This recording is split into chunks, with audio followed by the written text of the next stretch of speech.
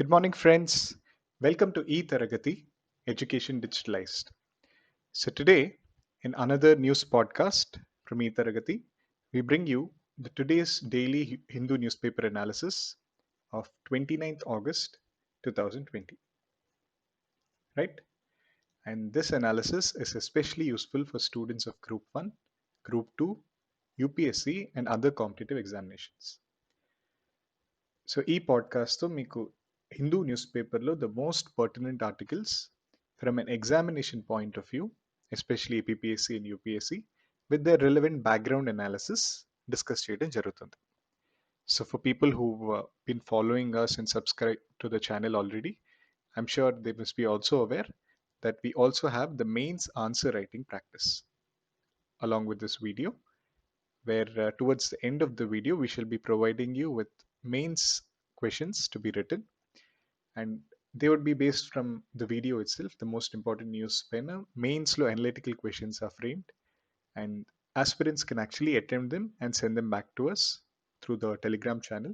They would be corrected and sent you back by today night itself. So let us begin today's analysis with the first important article.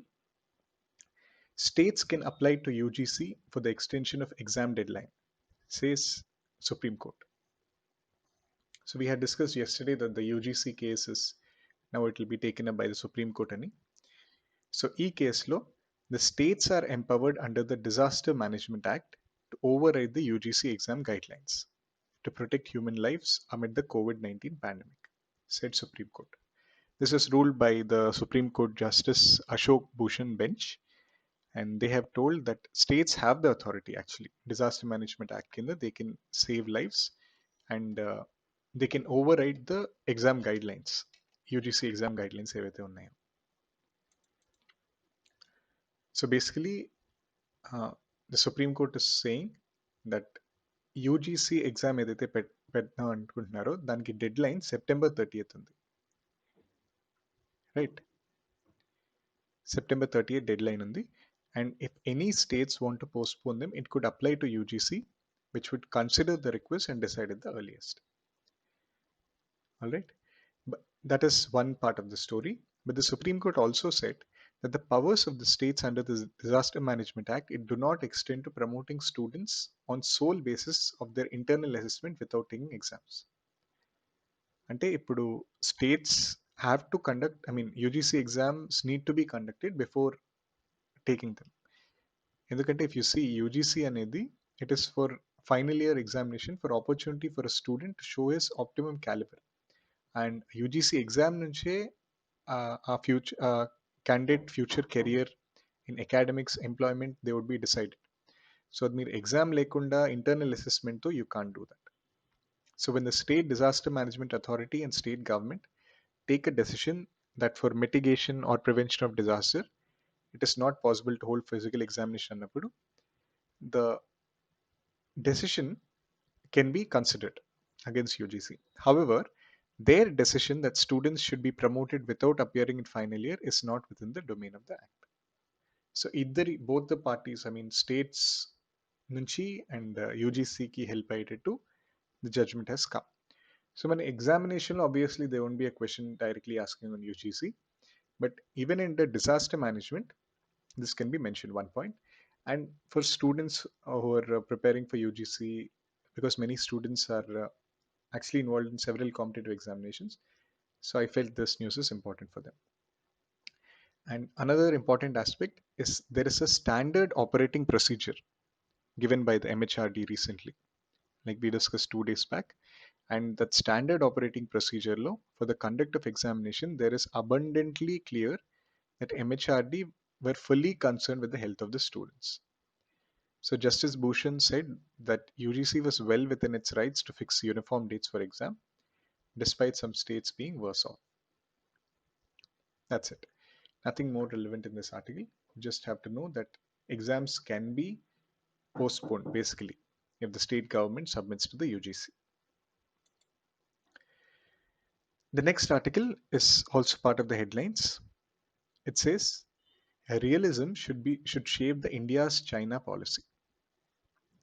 This is basically told by our External Affairs Minister, Mr. S. Jaishankar, who was also a former IFS officer. He was the former ambassador, and he has told that getting India's China policy right will be critical to India's prospects and going beyond the traditional assumptions. And India's assessment of China's rise and gap in comprehensive national power should be objective about its prospects in comparison. And at the same time, where tested, it is essential to stand on one's ground. So both are true, right? And realism anedi, it's basically a concept in political science and international relations. It means to say that ఒక ideal వేలో కాకుండా ఒక real objective ఉంటూ ఆ foreign policy అంటే రియలిస్ట్గా you should ఆలోచించాలి ఇప్పుడు China ఎలా growing power or how US నుంచి this pivot to China sort of policy or how quad the quad countries ఎలా how there they're conspicuously they're trying to counter China. It's a conspicuous actually alliance against China. So ఇవన్నీ ఒక realist perspective. Idealist పర్స్పెక్టివ్లో these won't be discussed the China పెరుగుతుంది or US నుంచి financial crisis నుంచి ఎలా China has been affected all this won't come under the idealist. That is realist.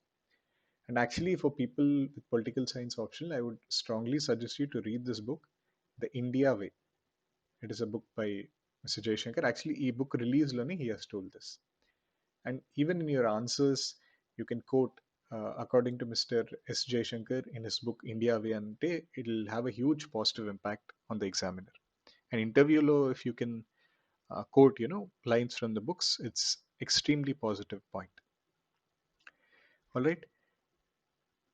So in that way, realism undalantunaru. Manaki for examination point of view lo, he describes 2009 as a turning point in China's current rise, where global financial crisis, change in US administration when Obama was rising, and the consequences of the Iraq war now no longer made it necessary to hide its light. So 2009 actually China's era had begun, and the challenge India now faces is to manage a more powerful neighbor while ensuring its own rise. This is the realist perspective. And there should be understanding on our part that there is a search for equilibrium is an infinite process. Anyway, there is more fodder points for mains I felt. And examination point of view, India, this includes whether China will be open to India's permanent membership at UNSC, which you're trying. UNSC membership. Alage NSG membership. NSG is a nuclear group, which is basically there are it's for nuclear proliferation. It was actually started after India's nuclear tests, and it is for proliferation of the nuclear weapons and even the nuclear fuel. And our NSG entrance is actually blocked by China presently. So both of these factors, India's rise kuda, it depends on it. Mr. S. Jaishankar is saying. And there should be recognition of the fact that the relationship and the need for countries to find ways to accommodate each other. And you can see, well, like in Wuhan, there was an informal summit, India-China relationships a few years back. And in Chennai last year, in Mamallapuram, the Prime Minister Narendra Modi and President Xi, they met. So the practice of leaders having geopolitical conversations ceased many decades ago, and its resumption is a sign of a different future. And also one interesting point I felt that the Chinese perhaps don't realize how lasting the impact of 1962 war was. A war valla, the loser is not only India, but the relationship itself. And every border face-off law, there is the loss of relationship between India and China. So he's indirectly hinting towards the recent Galwan Valley clashes, which we shall discuss in the next slide, the actual India-China border dispute. And there's some historical perspective, like Zhao Enlai and then Xiaoping, they are saying that there should be a swap of western and eastern sector. అంటే India map చూస్తే మీరు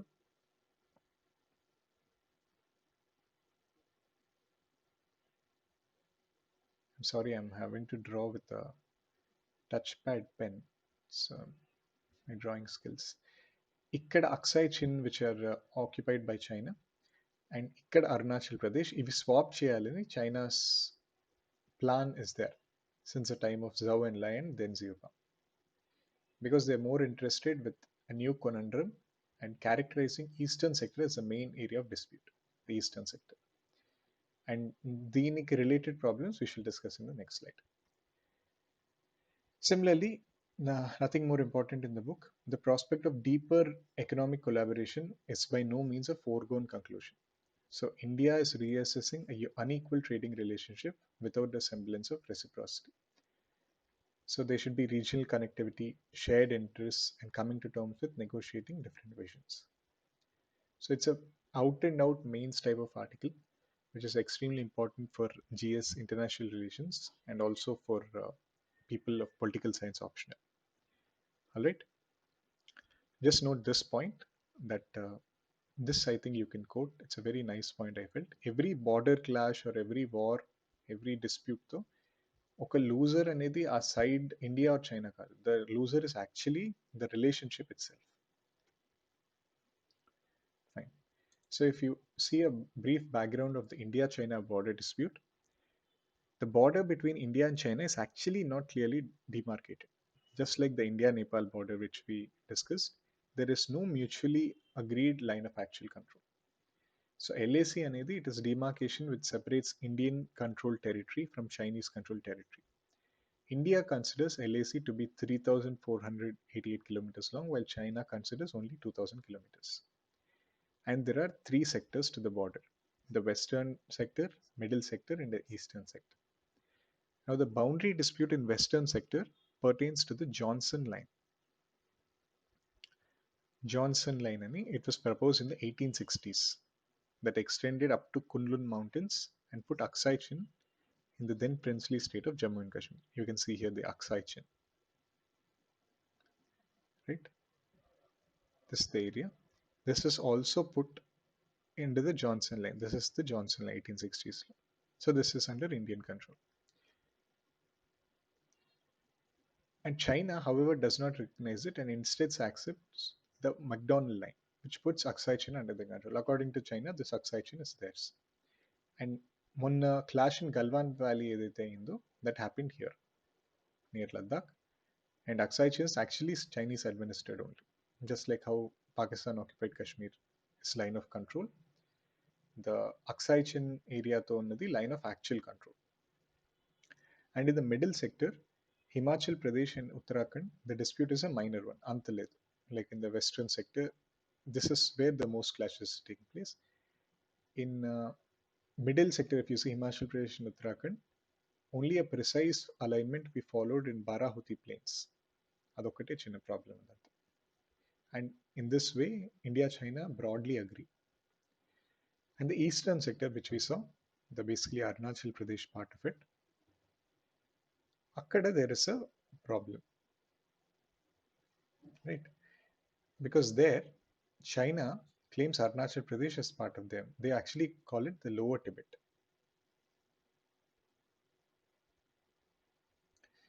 Because it is over McMahon line only.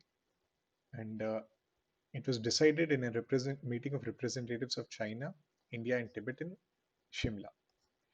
So, though the Chinese representatives in meeting initiated the agreement, they subsequently refused to accept it. And the Tawang tract claimed by China was taken over by India in 1951. Right?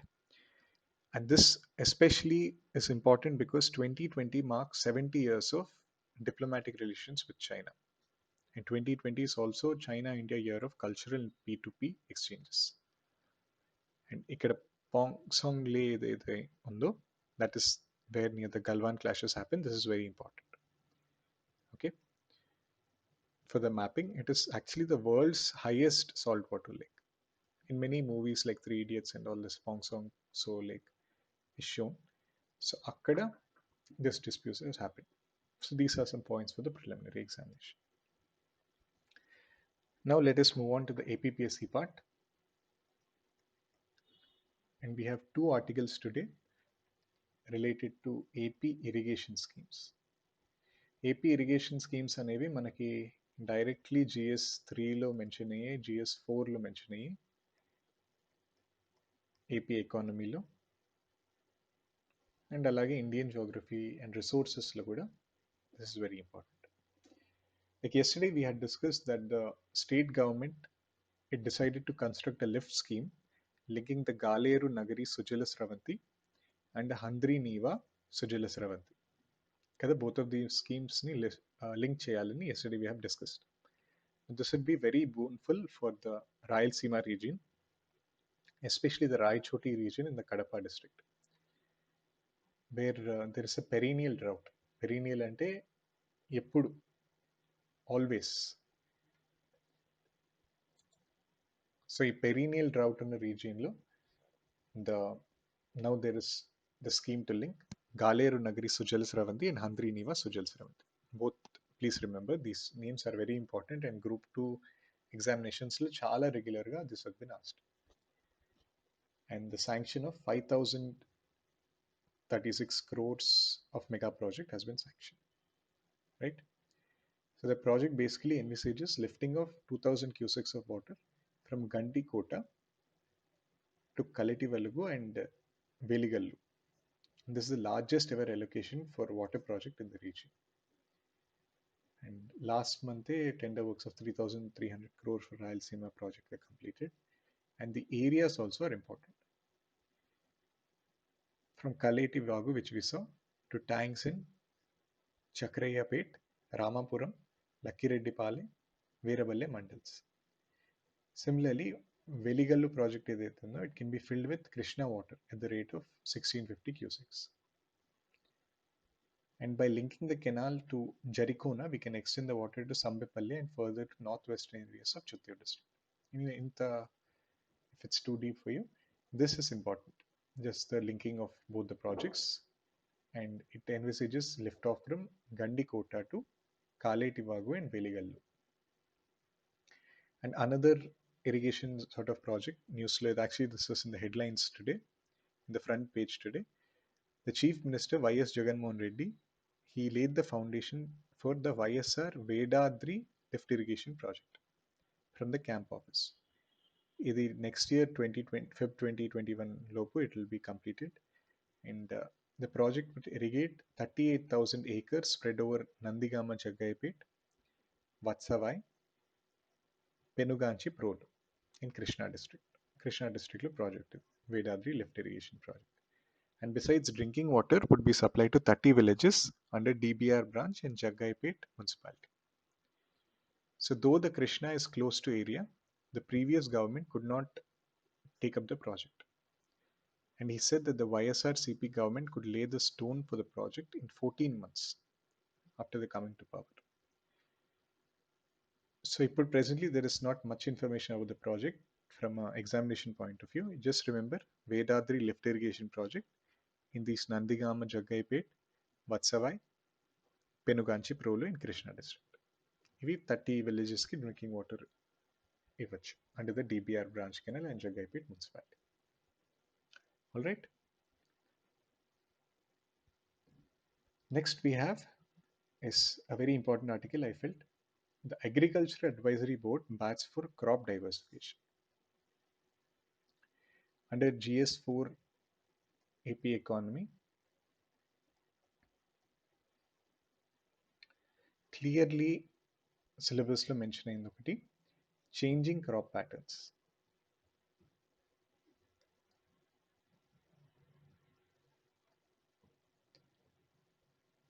This article is very important for that topic. And generally changing crop patterns lo we read how MSP crops, rice, the paddy crop, wheat crop, ఇలాంటి regular క్రాప్స్ని how they should be shift towards oil seeds, palm cultivation, and dry land agriculture.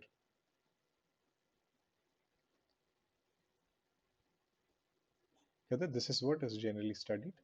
And దీనికి you can add a current affair from an authentic source, which is the Agriculture Advisory Board. The first ever Agriculture Advisory Board meeting on Friday, it resolved to discourage the groundnut monocropping and promote crop diversification in the district. So ఏ- ఇప్పుడు ఏంటి problem ఏంటంటే the agricultural advisory board they have told that district and mandal levels to advise farmers and departments concerned about agroclimatic zones, crop diversification, suitable agricultural practices, and market intelligence. Okay, ఇది దీని mandate. Agriculture Advisory Board mandate, right? Agroclimatic zones. Agroclimatic zones are basically, if there is any agriculture student, he would be knowing in India we have some pockets of agroclimatic zones where our climate చూస్తూ ఆ cropping ప్యాటర్న్కి ఆ soil క్యారెక్టరిస్టిక్స్కి the temperature profile చూస్తూ the pressure air pressure conditions and soil characteristics and all such relevant factors చూస్తూ ఆ జోన్ని demarcate చేస్తారు and ఆ ఏరియాలో ఏ crops పండొచ్చు అని there is a scientific assessment. Similarly, crop diversification, which is there, we have changing cropping patterns, suitable package practices, and market infrastructure. So even food processing or post-harvest infrastructure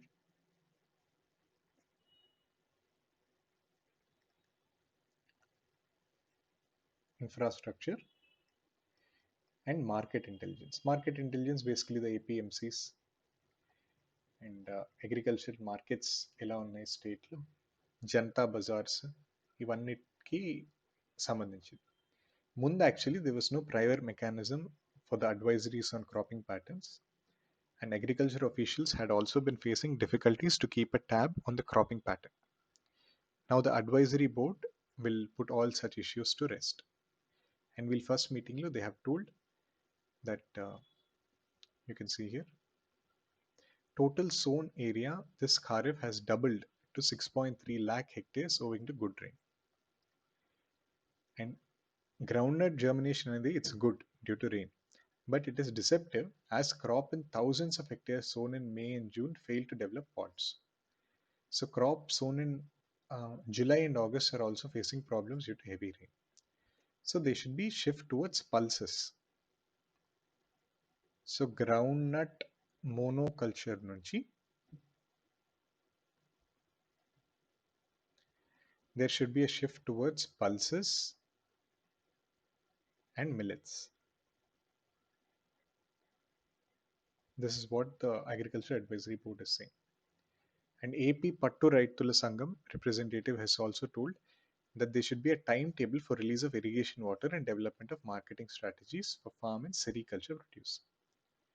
Okay, sericulture basically silk.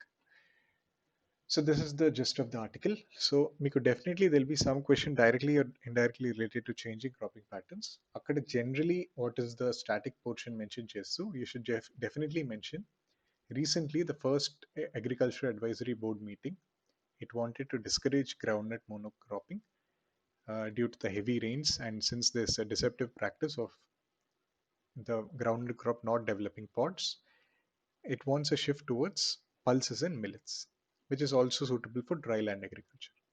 And you can also mention the Agriculture Advisory Board takes up agroclimatic zones, the crop diversification, suitable package practices, and market intelligence.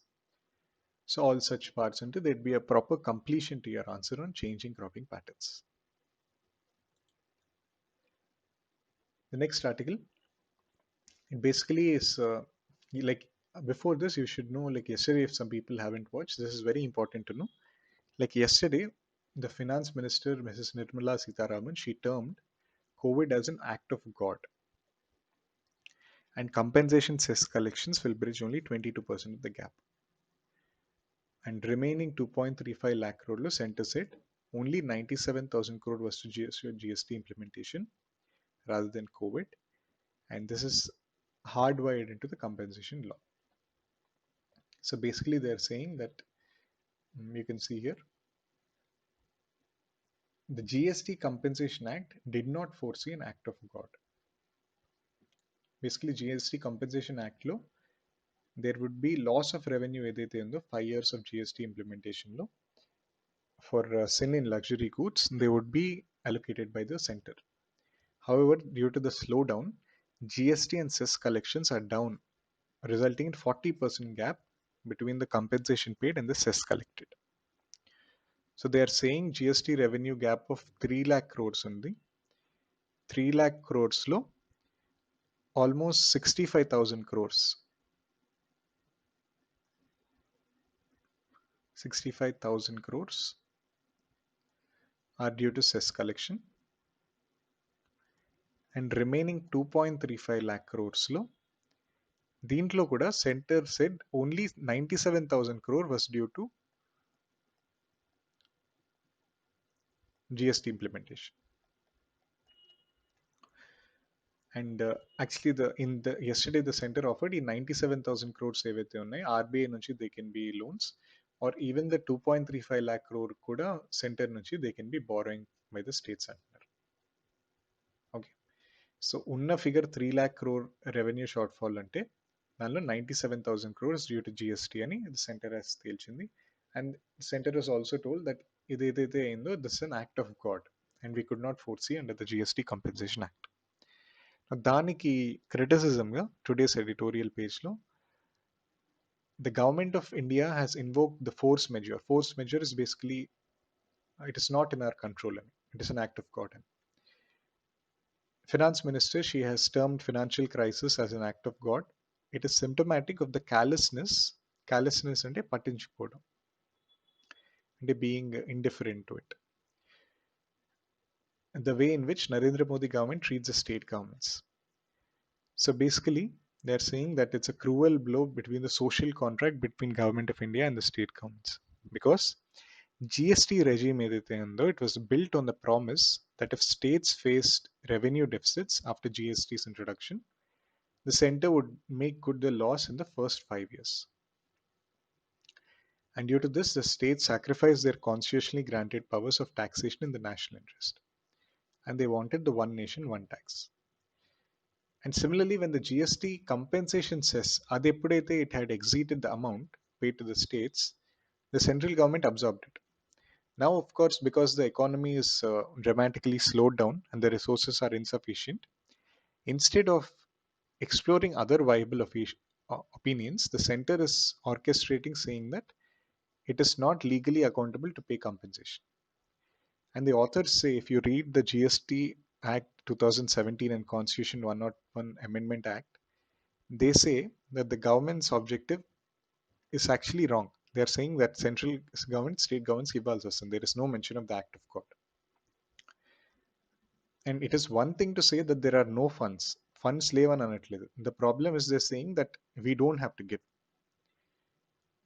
And when the Narendra Modi government introduced the GST cess, many states pointed out that the proceeds from cess may be inadequate. And the central government made assurances to provide funds, and they wanted that a constitutional commitment to the central government to provide cent percent compensation. Then there's a background to it. The main gist of the article is the constitutional framework in the GST does not provide for act of God, and the central government has let them down by thrusting on them two options. Both are borrowing by the state. Like we had discussed kada ippude, 97,000 crore they can take from RBI, or the second option is 2.35 lakh crore kuda they can borrow by the state, borrow from the center. So both of these are actually type of borrowing to the states. And 65,000 crores ఏవైతే cess collections ఉన్నాయో, that will be a shortfall అని that is thrust from the states. And the central government has the ability to raise resources through means that are not available to states. Similarly, monetary measures are a monopoly of central government. Even borrowing is more efficient and less expensive if undertaken by central government. And you can see over the last 6 years, the center has continually cornered resources which should be with the states. Like the 14th Finance Commission allotted 42% of central government tax to the states. However, according to there is an accountability initiatives analysis, states received only 30% of central tax. So you know the famous 42% devolution given by the 14th Finance Commission, దీని నుంచి only 30% were received by the states.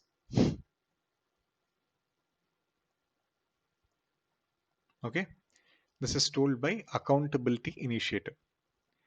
And the center raised almost 3,69,000 crore revenue through cess and surcharge, and they are not shareable with the states. Similarly, cesses on petroleum have resulted in the center receiving 60% of petroleum tax revenue, with only 40% going to states. This was actually 50-50 before. So this is a thorough criticism towards the financial relations, and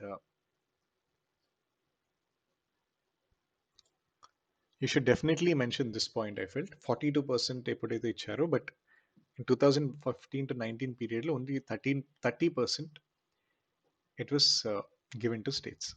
And recently 15th Finance Commission ఎంత tax devolution చేస్తుందో, anybody has an idea? Yes, it is 41%. 1% తగ్గించారు, 41% ఇప్పుడు by the NK Singh panel. NK Singh basically he heads the 15th Finance Commission. He's a chairman, right? So please remember this figure, and the cess and surcharges is 3,69,000 crores. Now they give a conclusion that as equal representatives of citizens of Federal Republic, the state governments expected the center to demonstrate empathy when they're bearing with COVID-19. So this is the most appropriate time to provide them relief through CFI, Consolidate Fund of India.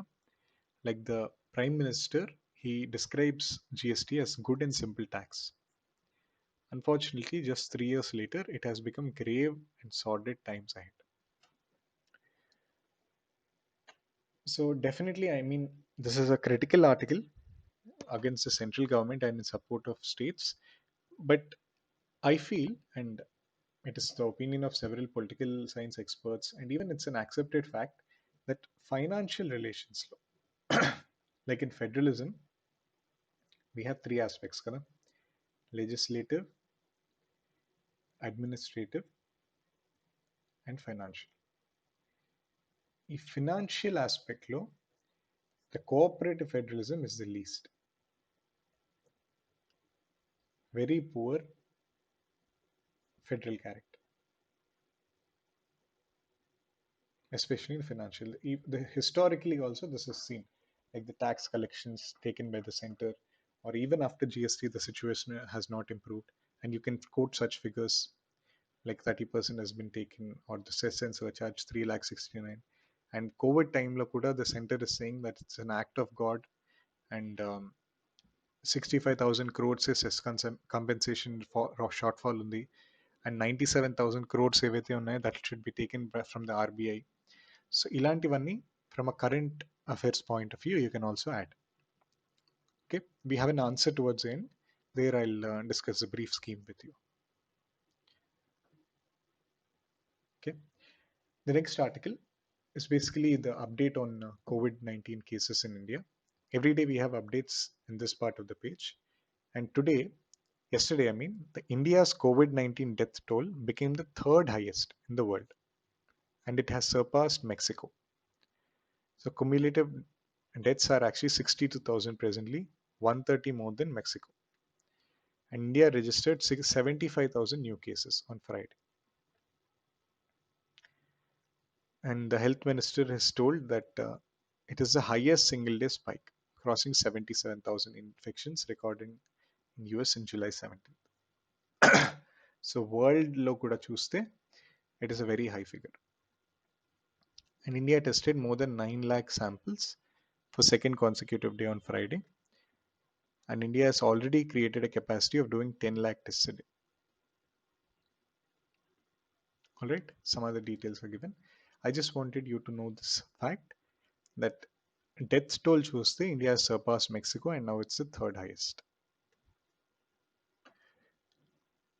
And the last article for today, because it's a Saturday newspaper, there are less articles, and also the editorial page, as you know, only half of the editorial page is provided on Saturday from an examination point of view. Now, this news is the Niti Aayog CEO, Mr. Amitabh Kant. He has told that India's business climate has been continuously improving and the government will work tirelessly to make India one of the easiest countries to invest in and create wealth. Basically, what happened is yesterday, the World Bank, day before yesterday, the World Bank has announced that they will pause publication of the Global Doing Business report due to irregularities in reporting of data. So, ఇలాంటి comment చేశాక the Niti Aayog CEO he has told that he's basically an IAS officer only, Mr. Amitabh Kant. He's a very senior IAS officer, and this is different from the chairman. The chairman is ex officio chairman is the prime minister, and the vice chairman is Mr. Mr. Rajiv Kumar. So these three people are important: the prime minister, then Rajiv Kumar, VC, for Niti Aayog.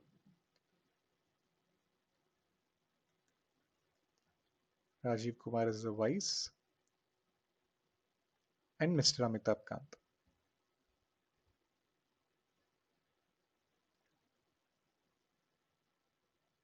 Amitabh Kant is the CEO. He's an IAS officer. He's been appointed to the Niti Aayog. And he's saying that the India's business climate has continuously improved, not for the World Bank's index, but to make India easy and simple. And all of us in the government will work tirelessly to ensure efficient and effective norms for MSMEs, businesses, startups, and entrepreneurs, make India one of the easiest countries to create wealth. So it is not a very important article in terms of examination point of view, but you should just know that this year there's a pause, and this ranking is very important for competitive examinations. India basically it's in the 63rd position in last year's ranking, 63rd position, and we have improved almost 79 positions in 5 years. 2014 లో చూస్తే 63 plus 79 అంటే రఫ్లీ ఎంత అవుతుంది 130 142 140 position 142 నుంచి India has jumped to 63rd position now in 2019. And even Niti Aayog Vice Chairman Rajiv Kumar, which we saw, he said that the World Bank should carry out serious investigation into the irregularities. Right? Please remember this figure, 63rd rank, and you can also quote this in the mains answers. Whenever there's a question of ease of doing business, it is one of the famous favorite topics of UPSC. Most regularly questions are asked on the business climate or ease of doing business in India. Akkada, apart from mentioning Make in India,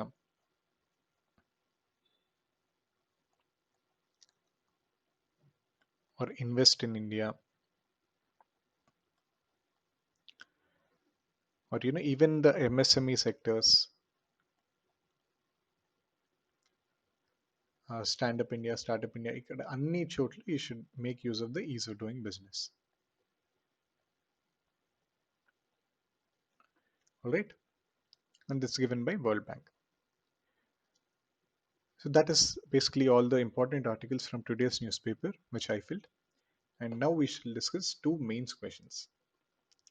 Examine the scope of realism in India-China relations in the context of recent border disputes. So basically, this question we discussed in the because there's a scope of realism in mention చేశారు కాబట్టి you can definitely quote the Minister of External Affairs, Mr. Jaishankar. He has asked for realism. So when you're this actually you can write this answer. This will be a slightly longer answer. You can take 250 words for it. 15 marks. So in your opening statement, like 250 words and any pages rastaru? 250 words is basically 2 pages UPSC A4 sheet and another half page. This is the standard, right? This is a type of inter long margins ఉండవనుకోండి, but you should be able to write one page, the second page, and e half page. This is for 250 words. And if there's a 150 words answer, generally it's this page and ikkada half or maybe you can go even 3/4 of it. This is generally 150 words for a normal handwriting. So 250 words, since it's a long answer, in your introduction only you should focus on what is realism and what do you understand by the term realism. So if you break the answer, they're saying examine. Examine ante it is taking a factual analysis by taking a bit by bit way. So you should examine saying realism ante enti, India China relations elanti unnai, and recent border disputes enti. So you can focus on realism and you can mention S. J. Shankar in his recent book The India Way has mentioned how realism is needed, and the scope చూస్తే how India China growth అయ్యింది, you can't deny that 2007 నుంచి, and India కూడా rise ఎలా అవ్వచ్చు, and a brief about the India China relations from the time of Zhou Enlai, or Nehru, and how the Panchsheel. There can be a brief overview on this. And the main irritants మనకి India China relations realism ఎలా చేయాలంటే, China ఒకవైపు నుంచి US pressure and there are supply chain blockages now, trade ఇవన్నీ, and India rise depends on NSG membership and యుఎన్ఎస్సిలో China ఎంత support చేస్తుంది. Just take a realist perspective. And recent border disputes ఇస్తే you can focus on the border disputes and how recent Galwan Valley clashes low, they are asking for western sector if they can swap with the Tibetan, the Tawang area of Arunachal Pradesh. So ilant realism. And the conclusion should be the way forward is China should also understand that there is a loss in the relations also. Not only winner or loser, but the relations themselves are affected. Relations and P2P lo you should end. Okay, this is how you should attend this answer. The next is, do you think India stands on firm ground regarding cooperative federalism in financial relations? So you can give opening, it's an accepted fact that on financial relations, the cooperative federalism is diluted. Kada? And you can focus on how GST is there. But before, firm ground, when you're focusing on that, you should also see on how there are some positives also. Like, for example, we have the GST Council. We have the GST Council, kada? In the GST Council, as you might be aware, 1/3 is under the center and 2/3 is by the states. The power, I mean to say, voting power, if you say. So here there is a tilt towards the states here. And similarly, if you see some other factors like how the 15th Finance Commission is devalued at 41%. So ilanti chinna positives which then you should see the problems in the financial relations of how GST, cess and surcharges they are beyond the purview of states, and how recently could 97,000 crores say the center is asking states to borrow from RBI.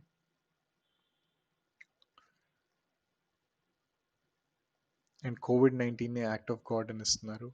All this you can definitely quote because they have come in the newspapers, and it's an accepted fact that there are problems in the financial relations. So criticizing that the financial relations is bad does not make it a bad answer.